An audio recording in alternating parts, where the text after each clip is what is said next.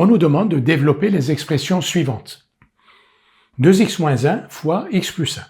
Donc, 2x fois x, 2x2, parce que x fois x, c'est x2. 2x fois plus 1, c'est plus 2x.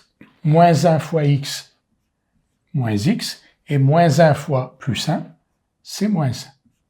Maintenant, 2x2, on n'a qu'un seul terme en x2, donc 2x2. Des termes en x, on va les regrouper. 2x moins x, c'est plus x, et moins 1.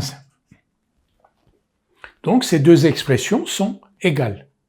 Évidemment, si vous remplacez par exemple x par 0 ici, et x par 0 ici, vous allez obtenir le même résultat. Faisons-le. Si je remplace ici x par 0, ça fait moins 1 fois plus 1, ça fait moins 1.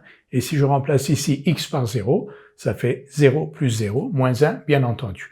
Donc, 2x moins 1 fois x plus 1, pour toute valeur de x réelle, est égal à 2x2 plus x moins 1. La deuxième ligne, x2 moins 1 fois 2x plus 1. Alors, on va donc multiplier x2 par 2x. x2 fois 2x, x2 fois x, c'est x puissance 3. x2 fois 2x, c'est 2x 3. Maintenant, x2 plus fois plus 1, c'est x2, moins 2x, et moins 1. Et là, il n'y a pas de regroupement. J'ai un seul terme en x au cube, un seul terme en x au carré, un seul terme en x, et une constante. Donc, x2 moins 1 fois 2x plus 1 est égal à 2x3 plus x2 moins 2x moins 1.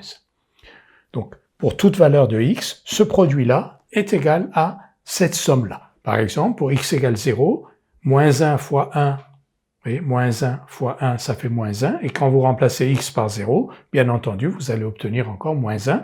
Et ainsi de suite, pour n'importe quelle valeur de x, ce produit-là est égal à cette somme-là.